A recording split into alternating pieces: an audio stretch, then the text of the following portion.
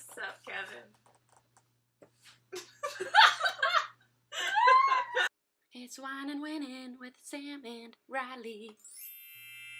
Welcome back to Wine and Winning with Sam and Riley. Thank you so much for joining us again this week, where we talk about everything related to strategy development. What we like, what we don't like, all on a Friday night because we literally have nothing better to do. I guess you could say it's almost our reflections on strategy development. That's exactly what it is, Riley, you know? It's our reflection. Exactly what it is.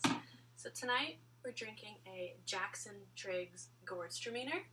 We don't really know much about wine. However, we do know a little bit about orthodoxies. And we were in the wine rack talking about orthodoxies. And one of the ones that we think has been challenged and unraveled is that good wine comes with a cork. It's true. And as we've learned tonight, you know what? Actually, I don't know if we've learned whether or not that orthodoxy stands. We really just purchased the wine that fits the budget. So yeah, what we've learned tonight is that you can get perfectly decent budget wine without a cork. This is very true. And I really love the idea of like using orthodoxies as a way to create venture strategy. Is that how you use them? I don't actually know. But you know, like looking out in the world and saying, hey, why are we doing this one thing in this one way when we could do it in another way and it might actually be really cool? So one of the ones that I was thinking about, because, you know, Riley, we're really into fitness currently. We are. Yeah, so we're on a 22-week training plan. 22-week training plan leading up to the Spartan race, which we will fail miserably at. But that's fine. That's what life is. Oh, I just can't. But, you know, why not do a Spartan race in the middle of your master's program, right? Like, it's our first iteration. Maybe next year. It's fine. Anyways, what I was going to say was one of the orthodoxies that I thought about after our class this week was when you go to a gym, you pay your membership, and there's this orthodoxy that personal training or learning how to use that space comes at an additional charge. So, like, an add-on, if you will. But if you go to the gym and you want to work out, but you don't know how, should that not just be part of, like, the experience? So when you're in a gym now, you don't feel like you can go and ask for help because the orthodoxy currently is that to get that service, you have to pay extra money for it. So I think you really have to get down to, like, the underlying level of why that orthodoxy exists to look at what you need to change to then flip the associated orthodoxy. So it's like I mentioned in class this week, the myths and metaphors level of the causal. I was going to say we should do a CLA. Oh my god, I love CLA. One of the orthodoxies that I've been thinking about a lot, but I guess I just kind of defined it as an orthodoxy after class this week, was like the city's planning process. So Riley's an urban planner, in case you didn't know, I worked in politics for 3 years. Proceed. Well, so the whole consultation phase and how we get people engaged with anything in the city, and planning is just an example, is a developer draws up their entire plans, they'll submit it to the city, and then you come and do a consultation. Mm-hmm. And at that point, they're not actually looking for any feedback because they've already spent like hundreds of thousands of dollars putting together this plan with the engineers, with the architects, with the urban designers. They're really only looking for minimal revisions. So I know there's been a couple of places, like the Honest Ed site, where they've actually engaged the community before they've submitted anything to the city. And that way the community actually has an ability to influence how the development is going to look. Right. So this actually came up a lot also when I was working in the provincial government in Alberta doing environmental policy development, and my role was engaging with Indigenous communities on the policy. So same thing, we would always come to them with a draft and say, hey, what do you think about this? We want to include your feedback. But every time what we'd hear back from the communities is, you're too late. Like, we need to be involved in this process from the very beginning. And it's especially important for First Nations communities when you think about treaty rights. So there's a duty for the government to consult with First Nations communities. And consultation doesn't mean showing up with a draft and saying, hey, do you like this? And then checking a box and moving on. So I don't know, like, what would you call that orthodoxy that kind of like underpins that idea? Yeah, I guess it's like just like public consultations aren't actually, like, they're public, but they're not authentic. Yeah, or so is it that it's too, like, consultation is too hard, it's too expensive, we don't know how to do it? Like, what's that, like, really deep-seated underlying, like, myth or metaphor that leads us to have really bad, I almost swore, public consultation processes? That people. So, do you think the orthodoxy is that we believe people don't know what's best, or do you think it is kind of the opposite of that and more like only we know what's best? So, like, taking that really expert-led approach to policy development of, like, I have training in this, I have experience in this, therefore I am the one who should make the policy and test it with the community because I'm the expert in it, rather than kind of relying on that inherent knowledge of communities. I think it's kind of it comes from both ends, like top up and bottom down.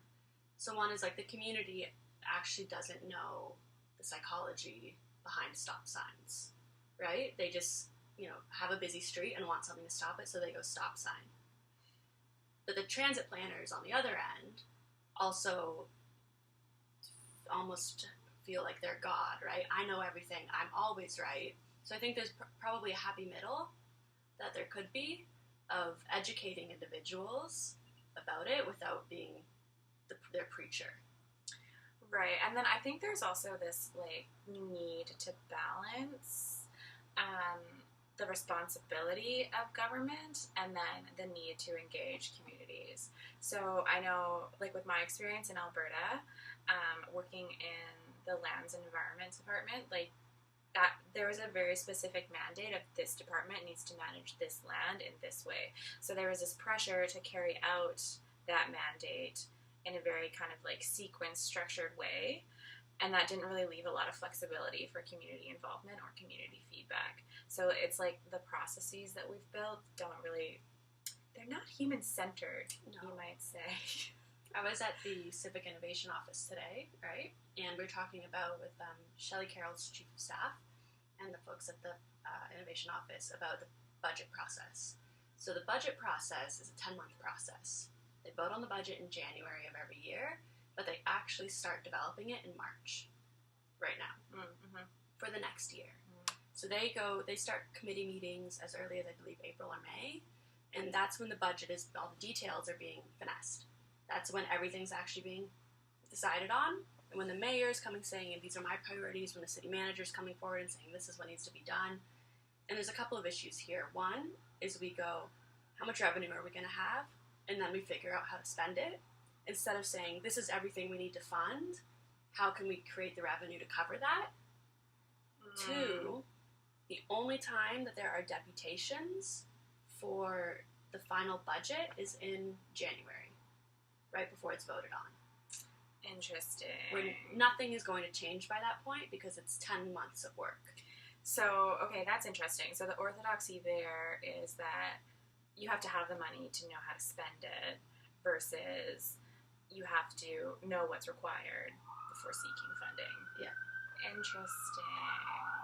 That actually made me think of another thing that has to do with strategy, and that's, like, the need for strategy to be really clear and well-defined, but also the need for it to be, like, flexible and always changing as an organization grows, or, like, outside factors shift it, right? So, like, yeah. Okay, so we're creating innovation strategies for organizations now for the next, like, 7 to 10 years or whatever, but that strategy also has to be, like, always responding to external influences. So it's, like, where's the balance between, like, creating a really strong innovation strategy, but also recognizing that it might completely change in, like, 2 years from now? I wonder if in the future there'll be, like, AI strategy that, like, changes automatically in flexibility, like, by because I know there's already foresight companies using artificial intelligence to do trend and signal tracking. and to extrapolate that. Mm-hmm.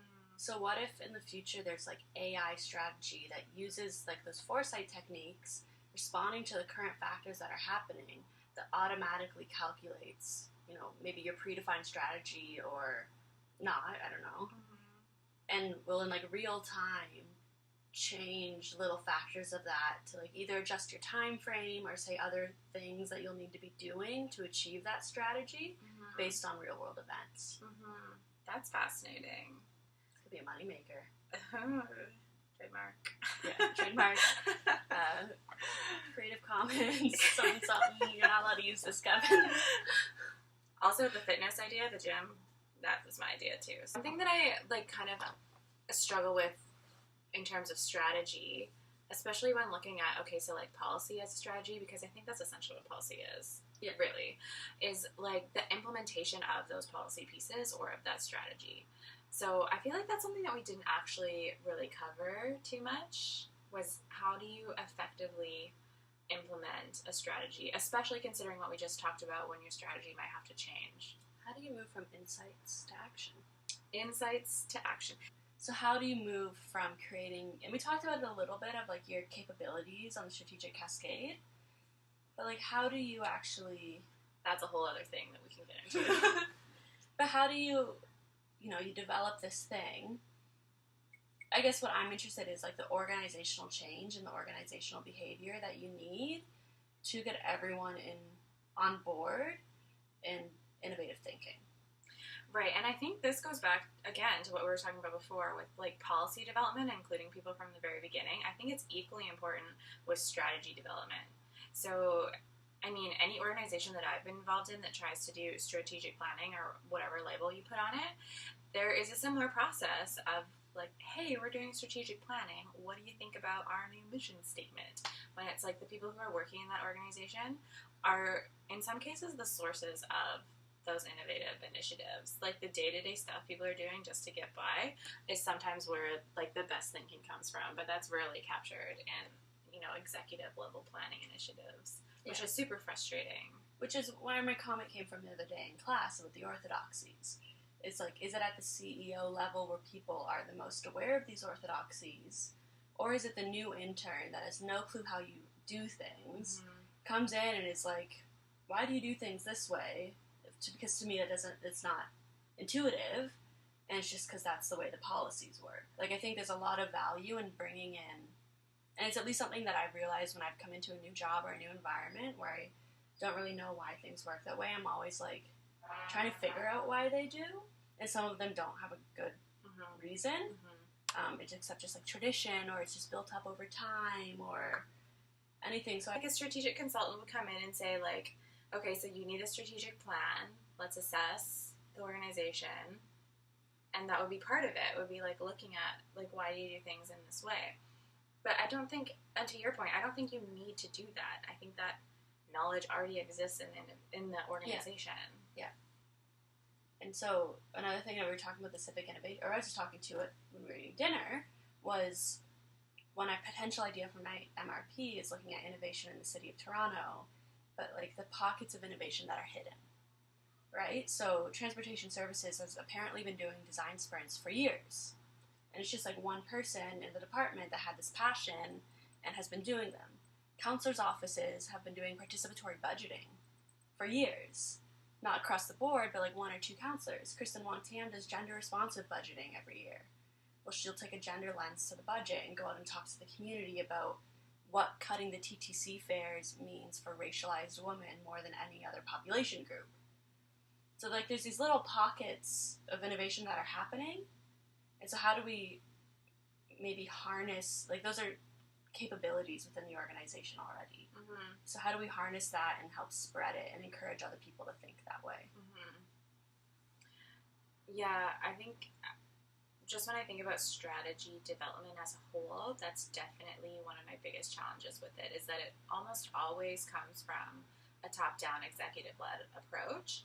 And I think that's a really good way to make a bad strategy, is by not involving people from all levels of the organization. And I think that's why we both liked, for the strategy perspectives assignment, we both liked doing the strategy without design. Well, thank you for joining us tonight on this lovely Friday evening for Wine and Winning with Sam and Riley. The inaugural episode. We hope you enjoyed it. We may have another one coming at you. Episode 2. You never know. We might just write a paper after this. I don't know. We'll see. Don't forget to like and subscribe. Click below. And check out our Patreon page. Also known as the OCAD financial website, where we pay our tuition. It's fine. Everything's fine. It's Wine and Winning with Sam and Riley. What? We really should have figured out what we wanted to reflect on. I know.